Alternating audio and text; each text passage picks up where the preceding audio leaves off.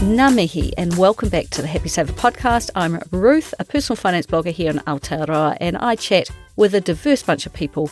I learn their story and then I condense it down so that you can hear helpful, relatable stories from Kiwis who are sharing their experiences and their tips and their point of view on personal finance here in New Zealand. Now, today's episode is going to have a bit of a different structure. I'm going to start at the present day before working our way back to where it all began for the woman I'm speaking with today, who I am calling Emma. We spoke late into one evening in April where I was sitting in my own home in central Otago, and she was comfortably and safely sat in a home of her own that she shares with her two children. We'd been in contact for a number of years by this point, and a while ago she had emailed me a photo of her soon after she had moved into her new home, and she was looking relaxed and entirely at ease in her new space, a safe, warm, small, low maintenance and manageable house that she can afford the mortgage payments of entirely on her own. After an exhaustive search, she had put down an almost $650,000 deposit for an $800,000 under 100 metre square house, taking on a mortgage of $150,000, which is her only debt. Even with rising prices, she can manage her $1,200 a month mortgage payment. Before buying, she already had her finances in order, and she moved in with an emergency fund of $45,000 cash, the recent purchase of a paid-for with cash, cheap and reliable car to run herself and the kids around, and KiwiSaver contributions recently bumped up to 10% from her full-time job, where she is now earning $90,000 a year. Currently, she is saving and investing up to half her salary, the most she has ever managed to save in her life, and long may it continue. Soon after moving in, an urgent home repair sucked $5,000 from her emergency fund, but no bother, she fixed the problem, paid the bill, and got on with her day, and the relief she felt of being able to fully pay the bill is a credit to her outstanding hard work over the recent months and years. Is the house a mansion? No. Do they have to wash the dishes by hand? Yep. No dishwasher in this whare. Is the street they live on picture perfect? Far from it. Is it a small home for the three of them? Well, indeed it is. But is her home tucked away off that less than appealing street? Thankfully, yes. Is she the happiest she has been in years? Absolutely. And is her home full of calmness and love, with her feeling relaxed and not stressed? 100 times yes. And she said that her life today, honestly, feels amazing. Emma has set some bold goals for herself in the coming years. By the end of this year, 2026, she is aiming to have her net worth up to $900,000, made up of a mix of equity in her house, KiwiSaver in her Milford High Growth Fund, her Invest Now Foundation Series Total World Fund, and a fully funded emergency fund in her bank, plus cash sinking funds growing for various goals. Beyond 2026, she wants to aim for barista fire in 6 years. What is that, I hear you ask? Well, it's a retirement strategy where you save a substantial nest egg, but not enough for full retirement, but it allows you to leave a high-stress, full-time job for part-time, low-stress work, and perhaps even self-employment. She aims to achieve this in a one-income household with a firm focus on living a peaceful life along the way. Now, from the outside looking in, if you were to judge a book purely by its cover, based on the little you now know about Emma, you might utter the very word I actually told her not to mention during our kōrero: privilege. You might form the view that she is privileged to feel at ease with a good job, a comfortable home, a happy family, and a good forward-thinking plan. Oh, to be so lucky. It was not privilege that got her here. It was grit and the determination to survive. Now, to go back in time a little, because she has had to fight tooth and nail over a period of years for the luxury of feeling the level of security, both financially and physically, that she does today. And Emma and I thought very hard about this episode and how to provide the privacy she needs while also sharing her story of getting both in and then thankfully out of an unhealthy marriage. And she wanted to do it because her journey has been so very hard, but she is now so proud of what she has achieved, and she wants to give others hope that they too can get out of a bad marriage and move on. So this episode is for the woman feeling stuck in a bad marriage or relationship. This episode is to give you hope some financial ideas, and the courage to help yourself, to reach out for help, and ultimately systematically work your way to a safe place in the world, just like Emma has done. So before I really get started though, a message from today's sponsor. I like to think of myself as being onto it when it comes to knowing what my money is up to when I'm not looking, but I can't be paying attention all the time. Thank goodness for Pocketsmith. While I was soundly sleeping recently, somebody silently took money for a software subscription I had forgotten I even had. The next morning, coffee in hand, Pocketsmith immediately highlighted this transaction. A quick check using their powerful search engine for transactions showed me that a year had flown by since I'd first signed up. Straight away, I contacted the company, cancelled the subscription, and had them reimburse the charge. If you want to find expenses in your budget that you have forgotten, Pocketsmith is your secret weapon to regain control of your finances, avoid unnecessary spending, and reallocate funds to more meaningful or essential areas of your life. If you want to supercharge your finances with Pocketsmith, have we got a deal for you. Happy Saver listeners get a whopping 50% off your first 2 months of Pocketsmith's foundation plan. To get your deal, go to pocketsmith.com/thehappysaver. That's pocketsmith.com/thehappysaver.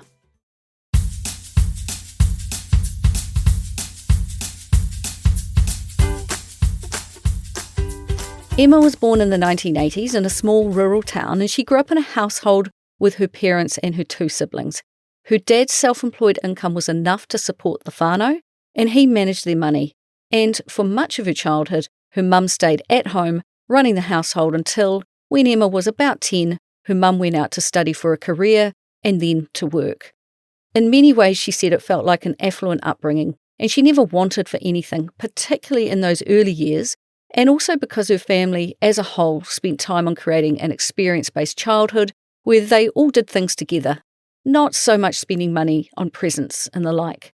Her dad's self-employment journey had mixed results, with the 1987 share market crash instantly drying up his customer base, forcing him to close his business before, in time, successfully re-establishing himself again before eventually going on to work for someone else. Emma's parents made the call to send each of their 3 kids to a private boarding school, and that was the first time that Emma sensed that there was a constant and increasing undercurrent of financial stress. Now, private schooling is hugely expensive, and she pretty quickly learned that she couldn't ask for anything extra anymore. Instead, she had to be resourceful and self-sufficient. She worked in the holidays to earn money to spend throughout the year, and much later, when Emma faced financial difficulties of her own, despite the fact that she instinctively knew that they would say no, she did ask for some financial help from her parents, and she got the answer she expected: no. The lesson was that she was expected then and now to be self-sufficient when it comes to managing her money, which is harder said than done sometimes. Money was never spoken about openly, but kids are observant, and Emma noticed how much their family all relied on her dad to bring in a good income, to keep the show on the road. Just as her mum was becoming fully employed, her dad's health suddenly declined, and he was unable to work, and looking back, Emma thinks that is where their scarcity mindset around money really took a firm hold. And to this day, they are still extremely frugal, viewing money as something to tightly hold on to because you might just run out. For as long as she can remember, the family moved house, buying homes, becoming very emotionally attached to property, stretching finances to afford them, then feeling stuck in a holding pattern with high outgoings. Owning property, whether their own home, a holiday home, or a rental property, was, in their view, the way to wealth. And although she didn't know the details, because as a family they did not and still do not talk about money, she knows it would have been all purchased with debt. And there was always a certain amount of keeping up with the Joneses when they chose to buy the house they did, in the areas that they did. And with debt came stress. So when her father was unable to work and her mother instantly had to step up, she remembers the undercurrent of stress that hung over them. She could just feel it, she said. After she had grown and left home herself, she was still aware that her parents struggled with their income and their health, and they struggled with staying on top of their mortgages. But they still continued to put themselves under this financial pressure, all to maintain a life in a location and in a particular standard of home that it seemed that they couldn't afford. It was super complicated, she said. Finally, though, financially, it now seems that they might have the money they need, but they hold onto it extremely tightly. And it seems to me that they are a little too battered by life to enjoy it. The main financial takeaway, she said, was that they always wanted to have the nice house, the right house, and they would put themselves under a lot of pressure to get it. But back to Emma. When she got part-time jobs or summer jobs working hospitality, nannying, or in retail, she received no advice about what to do with that money. A loving grandparent would give her $100 for Christmas and for birthdays, which was a lot in the 1990s, but she was never given any guidance about how to manage it, so she just spent it all on clothes and makeup. So when she headed off to study after high school, with no savings behind her and no parental support other than the ability to live with the family in her first year of study, she just blindly took out student loans. As to what subjects to take, her mum was keen for Emma to head straight into study. She had held off her own tertiary education until after having 3 tamariki, and she regretted that long wait. For that reason, she didn't want Emma to delay her further education. But still, there was no clear guidance given as to what she should actually go and train to do. So, Emma's advice to you is, if you are truly not sure what to do after school, take a gap year and or seek out career advice, which is now so readily available to you, whether that be with a career advisor or even just using ChatGPT, to really get a feel for what you might enjoy doing. Emma spent her first 2 years studying for one particular degree before course correcting, finally coming out with a useful degree after 5 years of study, which could have been done in 3. Regarding taking out student loans so young, she really wishes she had been given more advice here and had more awareness of what she was getting herself in for and was told about how to pay it back. When she finally did enter the workforce, she was earning just $55,000 a year, and she remembers seeing her student loan at that time as being around $40,000 and realizing that it was a big number in proportion to her income. She would be into her 30s before she managed to pay it off, and it is one of her financial regrets. Because she had been used to working since she was a teenager though, when she was flatting and studying, she was resourceful and worked in retail as much as she could. She thought outside the box a bit, taking home free perks from her job that she then traded for other products that she needed, which was often drinks for a night out with friends. But she does remember feeling financially stressed and so very poor throughout that time, meaning it was hard to study and perform at her peak. She was working minimum wage jobs and borrowing the money she needed to cover the rest of her outgoings. Also, her career choice meant that she had to do many unpaid work placements, meaning she had to pay her own rent and pay to travel and rent elsewhere if she was located in a different town. And given no one ever taught her about money, it was not surprising to hear how underprepared she was for the financial side of study.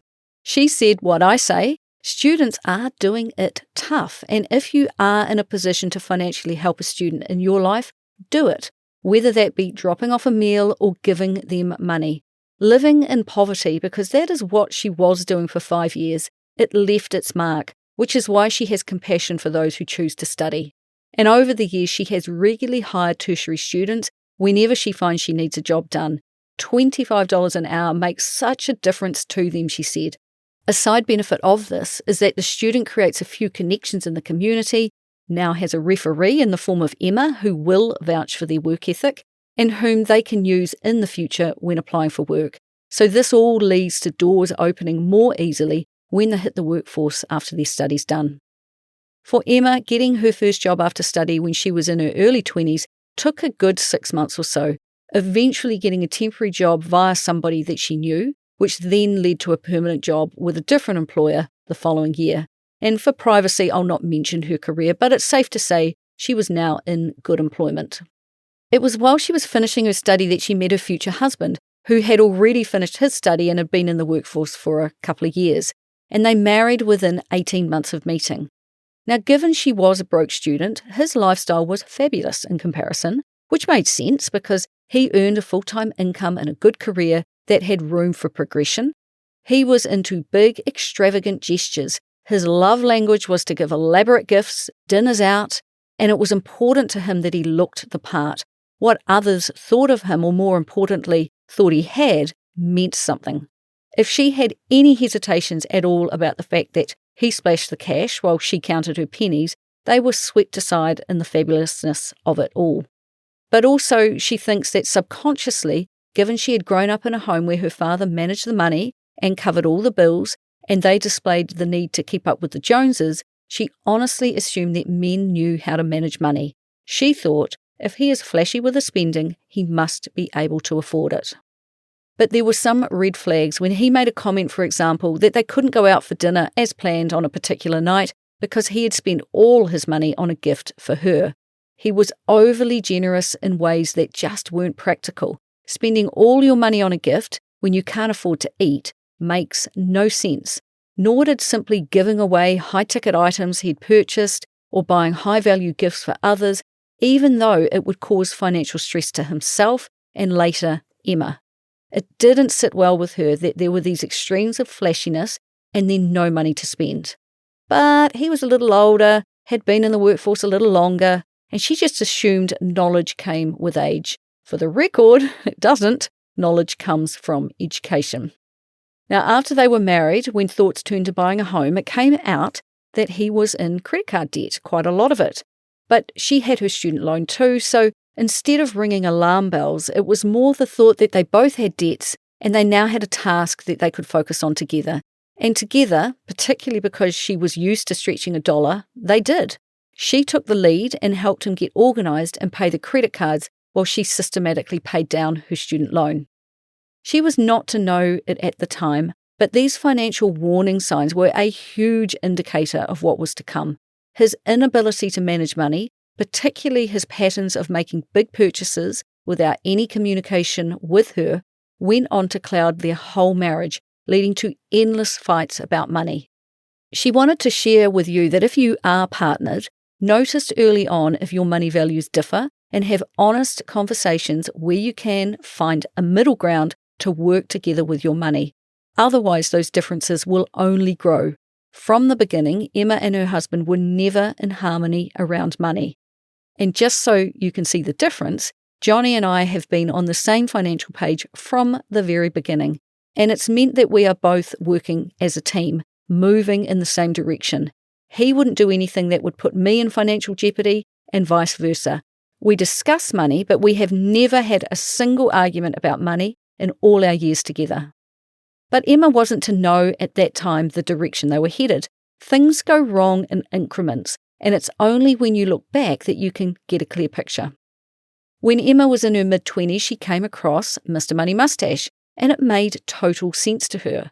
Now, Mr. Money Mustache is all about financial independence through high investing rates, low spending, and simple living. His core philosophy is that wealth grows fastest when you avoid lifestyle inflation, cut unnecessary expenses hard, and invest the gap consistently in low-cost global stock market ETFs for the long term. The goal is to buy freedom, building enough invested assets that your money can eventually cover your living costs and give you more control over your life and, more particularly, your time. She remembers trying to teach her husband about it. By this time, they had a good double income and no kids, but he just didn't get the concept, instead saying, "Emma, I'll let you take the lead on this." He would just get on with his normal spending habits. Now, in the end, she managed all the money to try to rein in those spending habits. While he was making plans to book an overseas holiday on a credit card for the free travel insurance, so of course using a credit card makes sense, don't you know, which they would then pay off over the next 6 months, paying all the interest payments that go with not paying off your credit card in full each month, she funneled money into a house deposit until it was enough that they were able to save up to buy a doer-upper. From the very beginning, they were working in opposition to each other financially, which really works in a relationship in my experience. When they took ownership of their first home, a 2-bedroom house on about a 500 square metre section, which they paid about $500,000 for, with a $400,000 mortgage, she kept up her efforts to push as much of their money towards paying off the house as she could as soon as possible. And in the beginning, she was using their incomes to pay off their mortgage at twice the speed the bank required. She was making hay while they had 2 good incomes and no kids. While they showed some early signs of working well together, which was paying off that credit card debt, later clearing her student loan and then buying a home, he eventually stepped back and disengaged, refusing to discuss finances and instead insisting it was entirely her responsibility to, quote, run the money. So now they are two people who are in this together but are on two different paths. And his philosophy on money could not differ more from Mr. Money Mustache if he tried. She was hustling to get them ahead while he was spending it on the backside, racking up credit card debts to fund his and their lifestyle. Because they did have a nice lifestyle. And on reflection, she regrets not being more forceful and not pushing back more when they were wastefully spending. But the weight of financial stress doesn't just land on you with one bill. No, it builds up a little by little over months, years, and decades where you just get resigned to the inevitability of stuff going right for a bit before it all goes wrong again. So yes, there was lavish spending, and she managed to get it all paid for in time. It's a sadly familiar pattern in many people's lives. The next paycheck makes up for the mistakes made in the prior month. So Emma worked her job, and he decided to go into business for himself. And in the very beginning, they were careful, actually, to live on her salary alone while they got the business, which she helped out with, off the ground. And pretty soon, they started to make good money. But as the money rolled in, he just upped his spending. And it was not so much lifestyle creep as a sharp escalation in lifestyle. He very much liked the finer things in life, and he was intent on getting them. She explained to me that sinking feeling she got when she saw the bank statement and learned of an expensive item he had bought, or a gift he had lavished upon someone. And she kept saying to him, asking him, "We need to talk before you spend such a lot of money. It's not normal in a marriage to not run a big purchase past your spouse." Every time they made headway or had a good month in business, there was a new shiny thing being purchased, a new high-end piece of clothing, expensive gifts purchased for others, a new renovation project, or a new trip booked. And in hindsight, she said, had she better understood the warning signs she was seeing from the beginning, she would have realised that from the get-go they were really not compatible as a couple. So, with that in mind, Emma encourages you to trust your instincts if something feels off. She says she learned too late that talking to a trusted friend about a partner's behaviour can really help clarify what is normal and what isn't. She knew early on that something wasn't right, the power imbalance and the early signs of abuse, but like a frog in slowly heating water, the change can happen so gradually over the years that it distorts your sense of what is actually normal. Abuse can be hard to recognise from the inside, but mentioning a behaviour to a friend and watching their reaction can be clarifying, she said. And it was these conversations that began to help Emma recognise that what she was experiencing wasn't normal. Unfortunately, little by little and in subtle ways, the marriage became controlling and unsafe. He increasingly exerted control over her movements, her friendships, her behaviour, her language, and her time. And over time, he quietly undermined her confidence to the point where she became too self-conscious to speak up. He would drive erratically to frighten her, and at events she needed to attend, he would withdraw into silence. Being around him meant constantly managing his moods, or more accurately, managing herself to avoid them, which left her with intense anxiety and at times feeling completely overwhelmed. And eventually, recognizing how unhealthy the situation had become, she made the difficult decision to step away from the marriage. But after a short time, she was drawn back in because breaking up would mean selling the house, which had little equity in it. It would mess up the company he was building, and she thought, given she knew no one who had divorced, that maybe things would get better. So on they went, and when pregnant with their first child in her late 20s, she not only thought about impending motherhood, but she also thought about the financial implications of taking maternity leave from her work, because there was never any thought that he would take time off work to help out.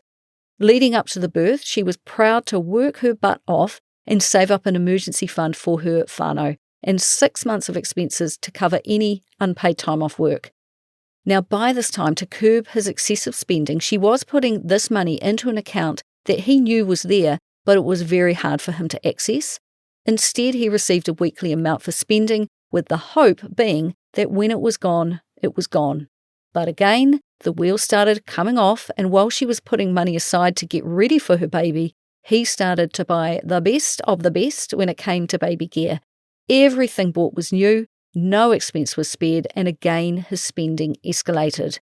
Now, I found it really interesting that he was controlling in so many ways, but he let her handle the money in their marriage, where all of their assets were shared, plus do the books of the business. But in many ways, he controlled that too, because again and again, he continued to drop financial problems of his making, such as a huge credit card bill, into her lap and tell her to find the money to sort it out. And that is a form of financial control, and it's often called financial infidelity. She said he was invested in presenting the facade of a happy family, but had little interest in the day-to-day reality of caring for a newborn. He would leave Emma alone for long hours, and even in his absence, she described his presence as controlling, forceful, and misogynistic. He expected to come home to a house that was always show-home ready, leaving her exhausted, struggling with postnatal depression, and with little energy to push back. And when the weekends came, despite her having carried the full load all week, he would justify taking time for himself because he was the financial provider, often disappearing on his own to take a break. It was all a bit of a blur, she said, and she knows now, much later, that if you search online or visit your GP, they can assist you with support and offering counselling sessions with people who are used to supporting women who are dealing with domestic abuse. And that includes keeping your interaction with them completely secret. It was during this huge time of change that he got a bee in his bonnet about a house for sale that he wanted, a huge old 5-bedroom home on a large plot which to him was his vision for a dream home. She was still on maternity leave, they were still paying down the mortgage on their first home, and she said that knowing their financial situation like she did, she explained to him that they just could not afford this much larger home and its huge and labour-intensive section. So they bought the house. They sold their small 2-bedroom house for around $800,000, which was $300,000 more than what they'd paid for it just a few years before. The property market had a boom period, and a rising tide raises all boats. But they paid $1.3 million for their new home, taking on a gigantic $850,000 mortgage. Every part of New Zealand has its expensive houses, and they found theirs. They were living on one income while she stayed home with their first baby, later welcoming a second, and remaining out of the workforce for more than 5 years in total. She did try to return to work to bring an extra income, because despite his strong salary, the new mortgage really stretched them, but the reality made it impossible. She carried the full load of childcare and the household, and dealing with sick days, missed work, and the cost of daycare, whether the children attended or not, meant that, in the end, she wasn't earning anything at all. Given what she's been through, she said that she would encourage mothers stepping back from the workforce to parent to do their best to maintain work connections, even if it's just an email touching base or popping into your workplace with your baby. Keep upskilling and just generally stay visible, something that she actually did try to do. She was out of full-time work for well over 5 years, and her re-entry was only possible because of those relationships that she had nurtured during those years. While their first home was modest, it was renovated and comfortable to live in, and they gave that up to move into a very large, cold, drafty house where nothing seemed to work. Why? Well, Emma explained that there was just so much pressure to buy it. He was fixated and forceful and just really, really wanted it. He absolutely fell in love with the property. He wanted to not just keep up with the Joneses, but be the Joneses. And it was a low interest rate period, perhaps as low as 2.5% interest rates. And Kiwis were going mad for borrowing money to buy property at that time pre-COVID. They signed up to 4 mortgages, each around $200,000 plus, each with a different interest rate and a different renewal date. Now, buying this home was a huge mistake, she said. She had an anxiety attack the day they moved in, and from the get-go she had the feeling that they should not have done it, and from the get-go it was financially tough. Their rates bill tripled due to the far larger plot they were on. The power bills tripled. Their mortgage was more than double, and gone were her dreams of an early mortgage payoff. And no matter how much wood she put on the fire, it was impossible to keep warm. When you need to wear hats and jackets inside your own home just to stay warm, you know you have a problem.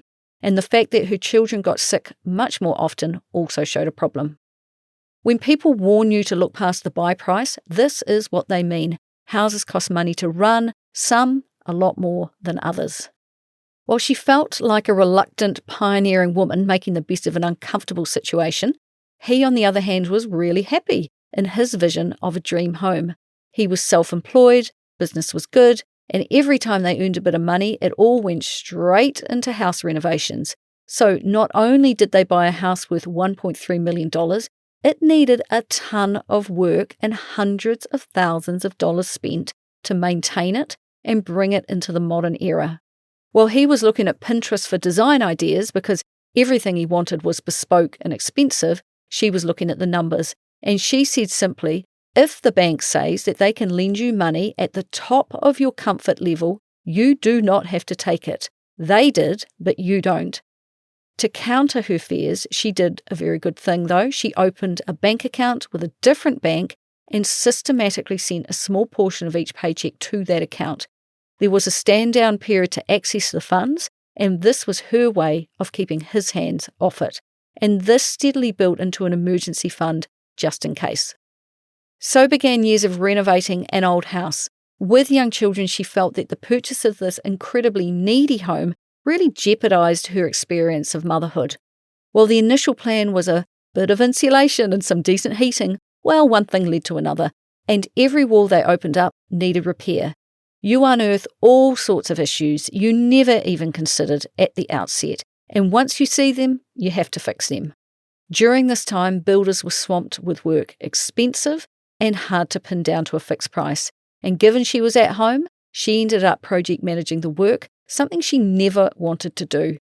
After covering their expenses, they were spending around $70,000 a year of cash from business earnings on renovations. But pretty soon that was not enough, and over time they ended up increasing their mortgage to over $1 million. While she urged restraint, he threw down the "I made the money, so I have the right how to spend it" card. And he wanted to spend all of it and more on this house. And that tone of conversation is never a good thing in a marriage. And then COVID came along, and directly due to COVID, their income dropped by half due to lost contracts, and she found herself in a real pressure cooker situation. And I couldn't help but make the comparisons with her father's business going south due to, in his case, a share market crash. Now, to pause a moment, what is the solution here? In business, you have to build up an emergency fund and cash to cope with emergencies or just lean times. But outside of that, you take some of the income you pay yourself and you invest it in other assets, such as your KiwiSaver. This way, over time, you create multiple income streams. And I do cringe every time I hear someone proudly say that they throw everything they make back into their business because they are not allowing for the COVIDs and the share market crashes that do come along. Emma and her husband now found themselves with 2 young children, a house in the midst of a huge renovation, and a business under massive strain. Despite playing an oversized role in getting them into this mess, his reaction was to mostly tap out. He had no answers, leaving it as her financial problem to solve. He sounded very much like a fair-weather business owner and husband. As time ticked by, each of their 4 mortgages matured at different times and would then reset to the latest interest rates, and those rates kept on rising, increasing their mortgage payments as they went. I suspect that stress testing by the bank didn't take into account a massive renovation with no deadline, nor budget, nor a global pandemic. And when rates climbed to and then beyond 4.5% and just kept on going, Emma thought, oh no, this is going to get messy. And she began robbing Sally to pay Sue when bills came due. Already an unhealthy marriage, the wheels really began to come off for Emma and her husband. For a 6-month period, she tried returning to work to make some money, but it just caused too many problems, and he pushed her to quit and stay home in her role of primary caregiver and running the house. Emma had been listening to podcasts, reading blogs and books on money, mine included, and she reached out to me during this time. A couple of years into the pandemic, she said out loud to her husband, "Given all I'm learning, I think we need to sell and downsize to a smaller home." She had done her math, and although the household take-home pay was about $180,000 a year, which is a very good income, it was not guaranteed. When you work for yourself, it is more often the case that without good cash flow management, it's feast or a famine. So his monthly income was not something she could rely on. With mortgage payments of about $65,000 a year, plus council rates, insurances, high power bills, etc., stretching into the tens of thousands of dollars a year, things were tight. While it might sound like a lot of income, it's about $15,000 before tax per month, and with these high fixed costs, but more importantly, a husband who, if he got wind of a few dollars of surplus in the bank, would instantly blow it, they were on a hiding to nothing. But still, his ego was such that he wanted to maintain a facade of having a house which looked great from the street, but behind the doors, nothing was as it seemed. Well, Emma knew she was not in a healthy marriage, was living with a volatile spouse, and was not safe in her home. She broached downsizing the home because she was looking for a fresh start, which actually still included him, but he just refused to sell. The house meant everything to him. So they treaded water, continued renovating when they could find the money to do so, continued maintaining the place as cheaply as possible, which was not cheap at all, while their marriage continued to unravel, until finally she chose to leave. And if she thought he was difficult while married, well, he turned up the heat a whole lot more when she asked for a divorce, letting his nasty nature really take the lead. Nothing about him was civil anymore. The finances in those early days and weeks of separation were difficult. She had no job, so no income of her own, was a full-time mother to her kids, which meant for the interim she remained solely reliant on his income. She remained in the house while he went and signed up to a rental, which was expensive, all without discussing the finances with her. And again, it was her problem to manage, so now they had both mortgage and rent to pay. Then he started what would become a long-winded and expensive legal battle to separate their finances, which ended up costing her about $75,000 in lawyers' fees all up. He wanted the business, the house, his KiwiSaver, but he couldn't have it all, and a legal battle began as to how things would be split. How might you go about this if ever you find yourself in this situation? Emma said that if you realise your marriage needs to end, before making a move, try to make a plan and quietly go about seeking out legal aid to see what you are eligible for, if anything, because for those on low or single incomes, it may be funded. Talk to Work and Income to find out if they can provide financial support. Also, if you are able, have a bank account in your name only, which you can build up over time secretly if needed, so that if you have to leave and your spouse withholds money, you have some of your own. Remember, she had created the Joint Family Emergency Fund some time ago, money that she had built up over a number of years and put aside in a different bank, locked up in a savings account to stop him spending it. Although she had to give him half because it was joint funds, she had about $20,000 cash, which she then put into a bank account in her name only, and this became her lifeline. It was a small buffer between her and financial collapse. During the latter part of their marriage, she did also receive an inheritance from a much-loved family member, but knowing her marriage wasn't great, she kept this news to herself.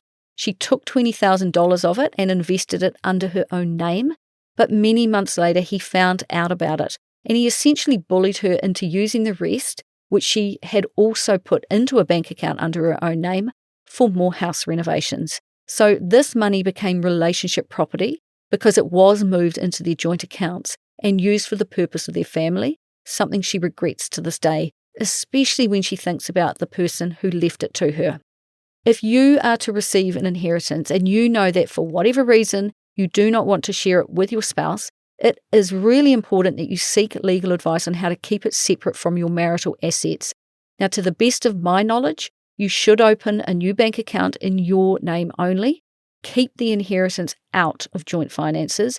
Do not spend it on shared assets or debts. Keep good records and see a lawyer about a contracting out agreement, which specifically says this money is yours, and update your will to reflect this too. Although in my healthy marriage, I would have no hesitation to share an inheritance with Johnny and my family, in situations like Emma's, it makes a lot of sense to keep it private and separate. So when the marriage ended and she went through the rigmarole of proving what money she was entitled to and what he was entitled to, she was able to piece together that $20,000 from their emergency fund and $30,000 from the shares she owned in her own name from that money that she had inherited, which had, thankfully, increased in value. So she now had about $50,000 in total, but she also had lawyers sending her large monthly invoices of about $5,000 a month. At work and income, she was fortunate to find herself in front of a woman who had left her own abusive marriage, who said to Emma, "We're going to solve this." A real breath of fresh air, I'm sure. She was eligible to receive a job seeker's benefit of about $550 a week, and that also enabled her to get a community services card, and that kept them afloat week by week, while the $50,000 was getting eaten up by a lawyer due to her litigious ex. He paid the mortgage, but nothing else. No financial support for his own kids. What a nice guy. And he dragged her through a long and expensive legal battle. No legal or financial niggle was too large or too small to pursue, and he disputed, argued, and delayed anything he possibly could, all in an effort to inflict as much emotional and financial harm as he could. Now, in dispute was his beloved house, the company they owned, their KiwiSaver funds, and their enormous mortgage.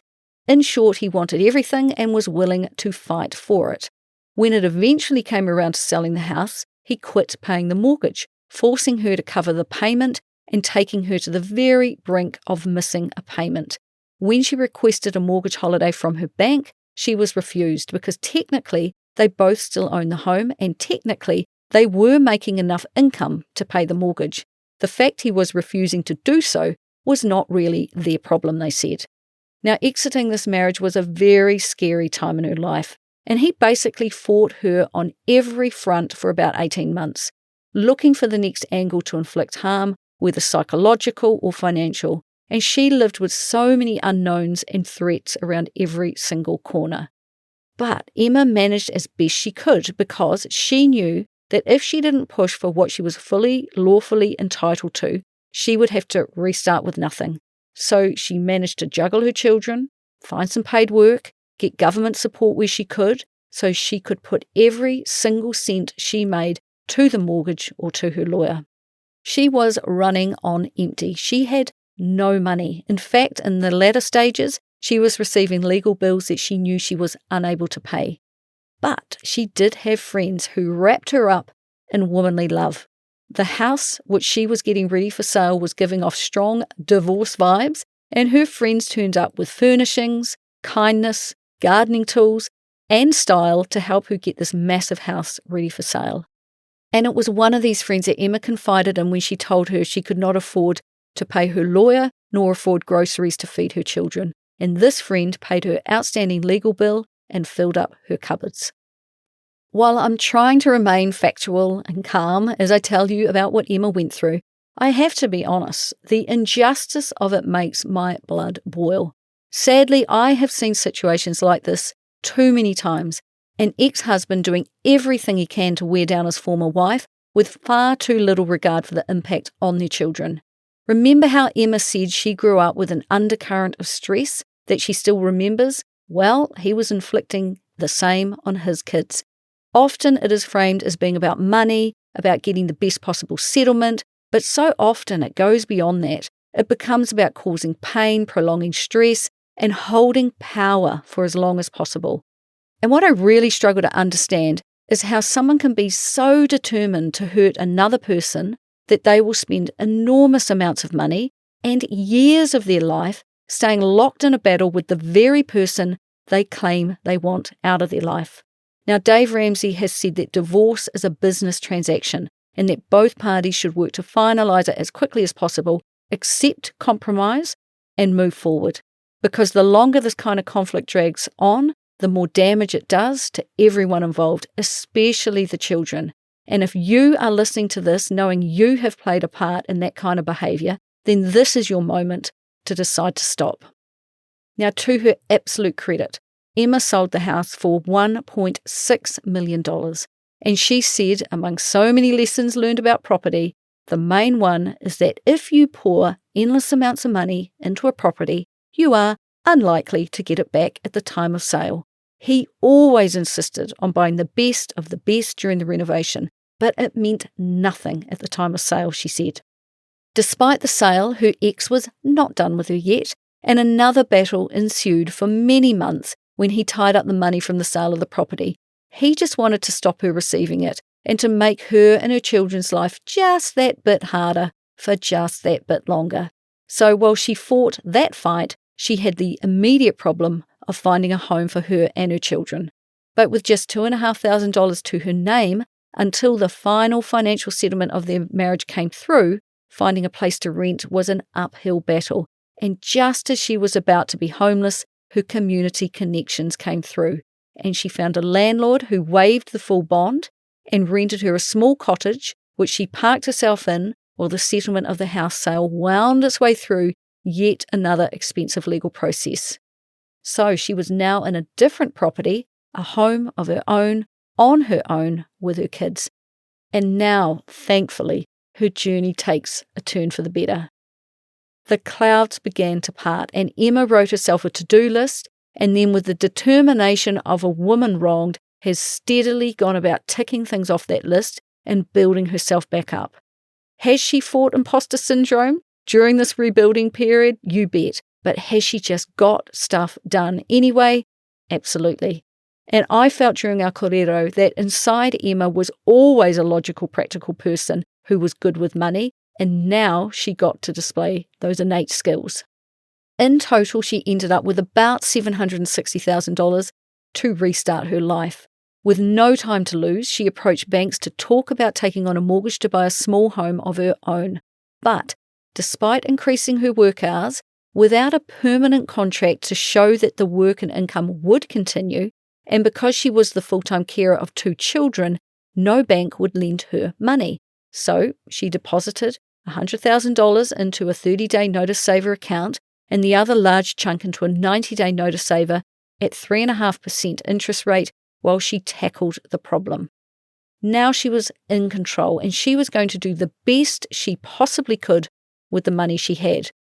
She had to get the rest of her life together, which included getting a full-time job, even though it was not a permanent position yet. She got the next best thing though, an employer she had always kept in touch with, who provided a letter to her bank which said that they would keep her on at work, and when the next full-time role came up, it would be hers. To get this, she had to disclose to her employer what had been going on with her for the last few years, something that she and most women try to keep to themselves. But to their absolute credit, her employer was super supportive. Now, I've also seen this many times too. Someone keeping all of this to themselves due to shame, mostly, only to find when they do share it with the right people, those people are there to support and help them. So seek that support if you need it. If you're a good person trying to do well, people want to help you.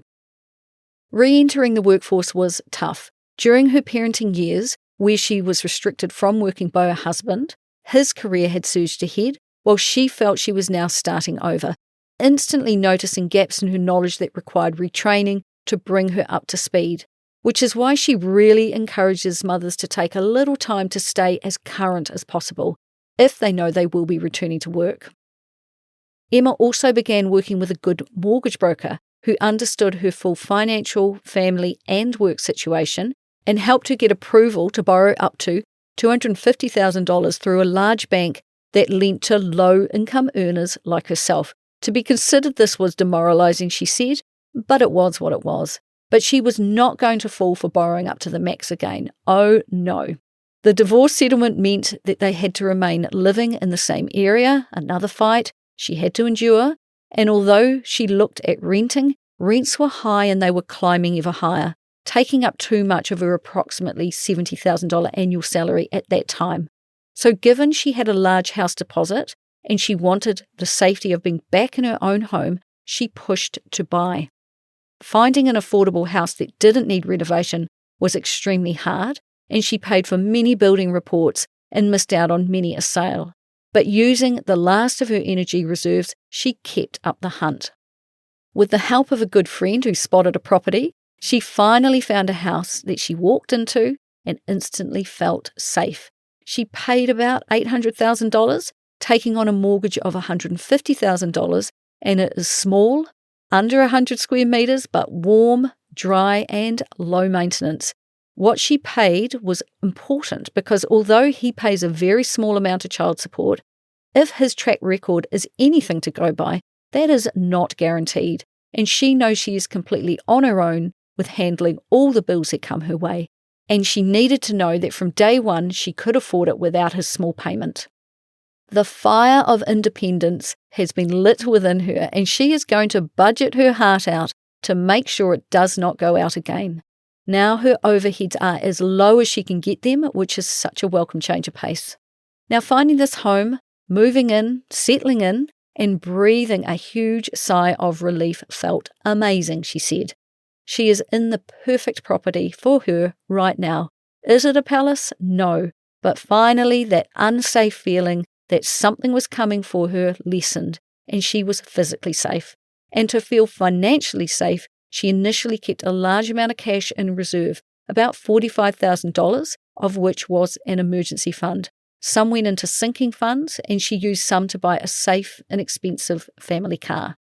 She has, like I said, increased her KiwiSaver contributions up to 10%, and she is lowering her expenses as much as she possibly can so that she can increase her savings and investing rates as high as she can, which to her absolute credit is about half her take-home pay. Can you believe it? She wanted to share what she learned the hard way. Your home is not an asset, not a display of wealth. It is a roof over your head that costs you money to own, and it is difficult to turn a house into cash in the short term if needed. She says to find the cheapest and most affordable home you can, and don't fall into the trap of the forever home, buying more house than you need or renovating it. Use your money-making memories through experiences, not mortgage payments and being locked into the bank for 30 years. She is working so very hard to stabilise her financial situation and give herself a cash buffer. Incredibly, she has also managed to take on a little extra work and bring her income up to $90,000 as well. Having both physical and financial security meant her whole tune changed. And when she got a cashback from her mortgage lender that effectively covered 3 months of those $1,200 a month mortgage payments, she is finally getting some wins under her belt. Now, I applaud her for learning from her mistakes and buying a house she could afford, but more importantly, leaving some cash in reserves too. That is financial peace. When we spoke, Emma is still in the rebuilding phase of her life, and because they have children, she is still navigating the relationship with her ex. He will continue to make her life difficult if he can. It's in his unfortunate nature. But now that she has her own independence, she is feeling far better prepared for that future and better able to handle issues when they do come up. Since moving in, that emergency fund of hers funded a $5,000 emergency repair, and to get the problem fixed and just pay the bill and move on gave her such a sense of relief and a feeling of empowerment. She is well on her way. More recently, she has felt financially stable and safe enough to take $20,000 of her cash reserves and move them into the Invest Now Foundation Series Total World Fund. Now, this is a big move because it indicates that she has no need for that cash to stay sitting in her bank. She is stable enough with her emergency fund, which now sits at a healthy $30,000, and sinking funds. So this $20,000, it can be invested in the share market for long-term growth. Once it's invested, she intends to keep it there for decades to come and is currently budgeting hard to contribute $3,000 each month to this fund, a really decent amount. And in time, like her KiwiSaver, this asset will be able to pay her an income too. At the time of the divorce, there was a significant gap between their KiwiSaver balances because she had stopped working for several years. Her contributions had paused, although her balance did continue to grow through being invested in a high-growth fund. But during that time, she had encouraged him to contribute 10% of his income to KiwiSaver, building long-term savings that would ultimately benefit them both in their retirement. And in my experience during a divorce, the partner with the larger balance often sees that money as entirely their own without recognizing that the other was unable to contribute after stepping out of the workforce to raise their children. In this case, his much higher balance was taken into account, and she received a larger cash settlement to help offset that difference. When she returned to full-time work, she immediately resumed KiwiSaver contributions at 10%, alongside her employer's 3.5%. And today her balance has grown to a healthy $80,000, which is an excellent foundation to build upon. Emma's advice to stay-at-home parents is this: if you've paused work to raise children while your partner continues contributing to their KiwiSaver, there are ways to keep things fair. If your partner is contributing more than the employer match, consider limiting contributions to the matched rate and bringing the rest of the income home. Now, that additional income can then be used to make voluntary contributions to the stay-at-home parents' KiwiSaver, so both balances continue to grow. And if your contributions are on hold, make sure your KiwiSaver is still working for you. If you're home with young children, you're likely to have a long-term investment horizon, so a low-fee, high-growth fund is well worth considering.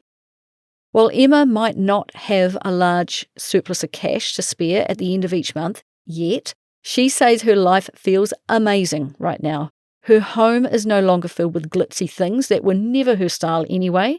Instead, it's filled with positive affirmations like, I'm safe, I'm happy, this is a home full of love, and this is giving me financial freedom. And best of all, she is able to show up for her children without the constant weight of stress, and that, in every sense, is a huge win. Career-wise, things are going well, and she has increased her income by taking on more work, but she knows there's a limit to that, so she is not stopping there. She has set ambitious goals for where she wants to go next. While income can grow through mahi, there are only so many hours in the day, so she is now focused on finding or perhaps creating a business of her own to run alongside her current role, with the potential to one day do it full-time. That would remove the ceiling on her income and give her full control over her future.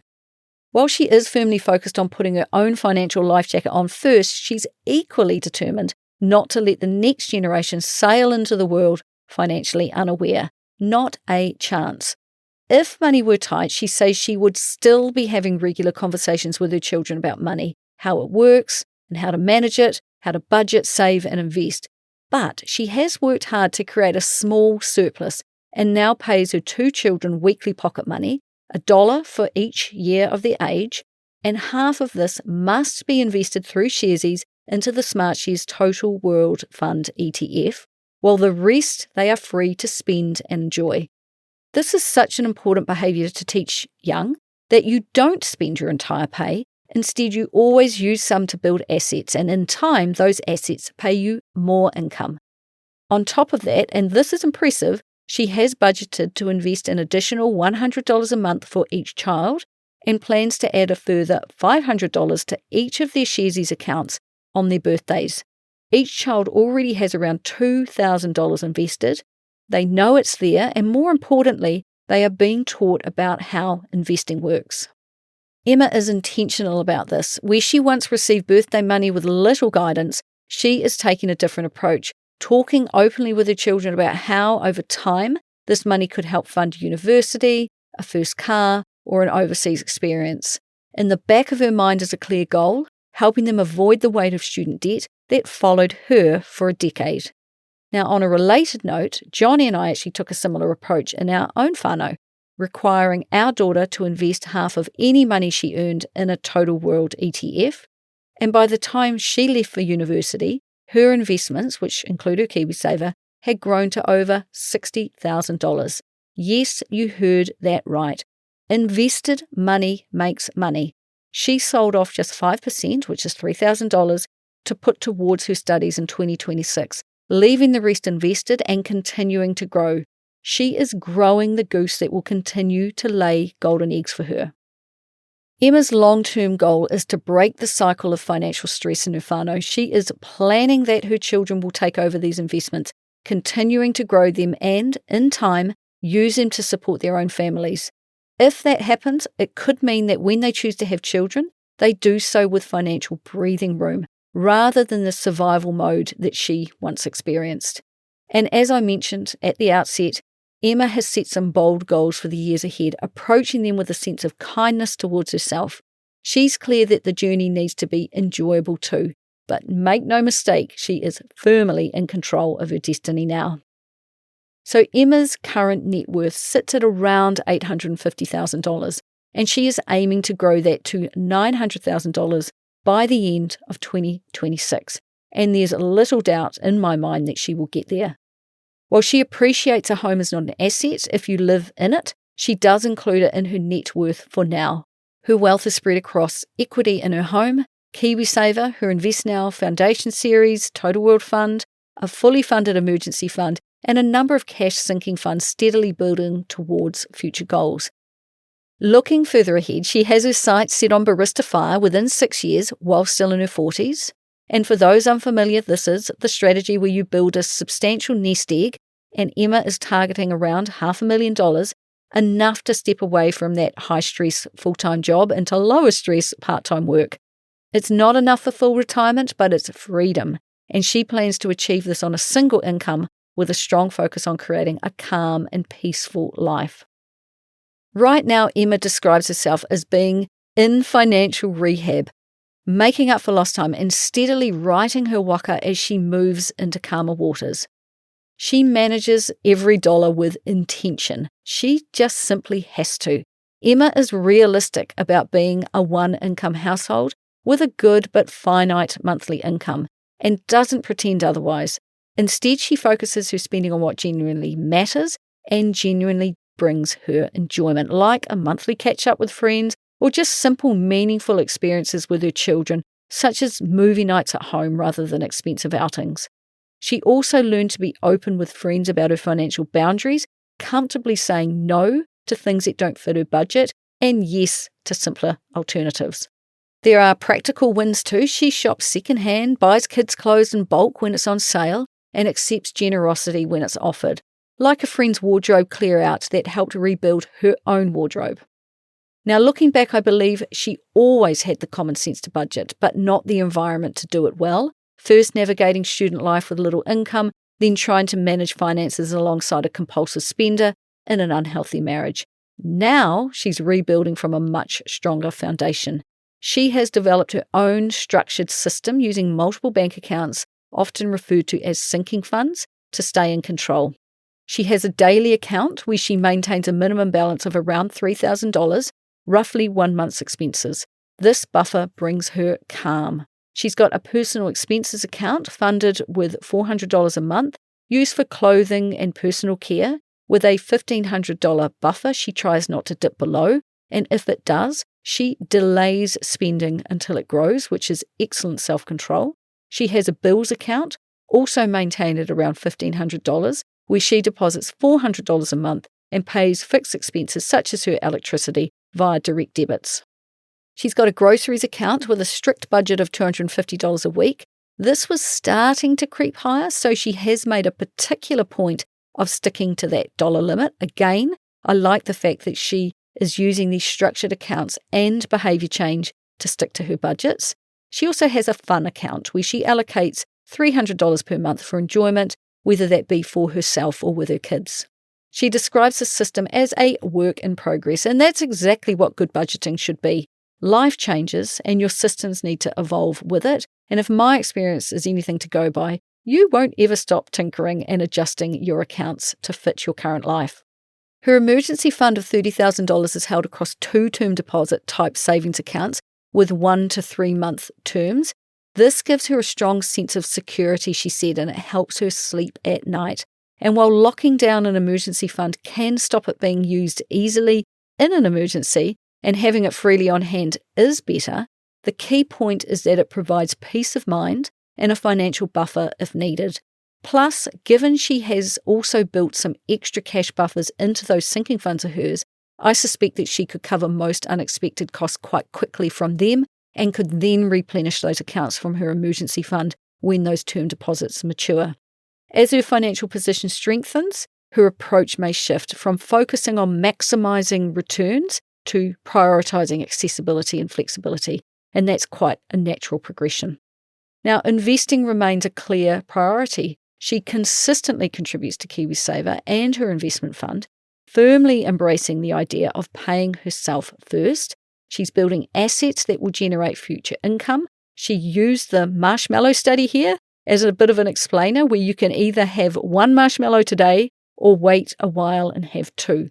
She is now happy to wait and is relearning how to delay gratification after having lived with someone who was always too impatient to wait. Downsizing to a smaller house was rather liberating, and now everything she has, she values more and uses frequently. Having lost all control in her marriage, she is hell-bent on getting it back. She writes down her wants and her needs, those things that she would love to have but can't yet afford. And at the end of each month, if there is some unbudgeted income, she looks at her list and she gets something on it. Well deserved too, I say. Now, given she is solely responsible for her financial future, she has also layered in protection through income protection, mortgage and health insurance. And these are safeguards against risks she couldn't easily absorb on her own, and something she can reassess as her position improves. Notably, she does not hold life insurance, and in situations like hers, where children would likely be cared for by the other parent, a payout may not necessarily change the situation. Instead, her will can set out how her assets would be managed for their benefit, and with an ex like hers, I would make sure that my will stated that this money was for the children, not him. Once she navigated exiting the maze that was her marriage, she has systematically made moves to get stronger each day. And although she is going to carry the mental burden of her experience for a long time to come, that healing process will be made easier with the financial work she is doing now. Whew, another long episode from me, but before I wrap up, a quick message from today's fabulous sponsor. If your finances are holding you back from living the life you want, try PocketSmith out. They've got the tools to help you make money management easier. And have we got a deal for you? Happy Saver listeners get a whopping 50% off your first 2 months of PocketSmith's foundation plan. To get your deal, go to pocketsmith.com/thehappysaver. That's pocketsmith.com/thehappysaver. Firstly, a heartfelt thank you to Emma for sharing her story. Protecting her privacy was crucial, given the trauma she's experienced. While there are always two sides to a story, I know enough to understand why she is cautious. She has shared just enough to show what's possible. It's impressive how quickly she has turned her financial situation around once she was able to make her own decisions. Once that weight was lifted, her strong financial habits were finally able to take hold. Emma and I have been in touch for a couple of years. She would reach out with questions as she was learning, but it wasn't until this podcast that I fully understood the depth of what she had been through. Now, I've intentionally avoided sharing identifying details, as well as the many ways her ex made her life difficult. She chose to share her story because she has listened to this podcast for a long time and she understands its purpose, which is to shine a light on real people and real situations, in the hope that someone else might relate and find support when they need it most. Emma wants others to know that leaving an unhealthy relationship is not easy. It may take multiple attempts and it may take years, but it is possible. Many women I've connected with through the Happy Saver have done just that, and they were very much on my mind while creating this episode. And if you're listening and recognize yourself as the one causing harm, whether it be emotional, physical, or financial, then it's worth asking, does anyone really win? You might walk away with more money, but when you're left alone with your thoughts, is that someone you're proud to be? Is that someone your children would want to be around? Being a good person is a choice, and you can choose to change. Emma shared that in her marriage she felt silenced, told that she wasn't smart enough, which eroded her confidence over time. But in the years since, she has proven just how freaking strong she is. She has kept going, rebuilt her confidence, and step by step created a safer, better life. As a solo parent, reducing expenses and avoiding large debt has given her the breathing room to balance building a future while still living in the present, and she now believes, I am going to be okay. She has taken the best from her upbringing, valuing experiences over things, and reshaped the rest. She speaks openly about money with her tamariki without stress or fear. Where a house was once a status symbol, it is now simply a home. She no longer feels pressure to present wealth, but instead focuses on building real financial security. She manages her money independently, accepts support when needed, and refuses to put herself under pressure to maintain a lifestyle. Instead, she's building assets that will one day provide her with freedom. And just as importantly, she is making sure her children grow up understanding how money works, something she was once denied. So that is all from me this week. What an episode. If you want to get in touch, you can find me over at my blog, thehappysaver.com, where I share a lot of information about how I manage money in my life. Plus, if you sign up for my fortnightly email, I'm always linking to other useful personal finance blogs and podcasts and books and just money-related content. Thanks so much for listening, and please do share The Happy Saver with your friends. It's the best way that people can learn about the podcast, and I would love it if you would talk more about money with your own friends and whānau and help me continue to help others be better with money. So until next time, happy saving.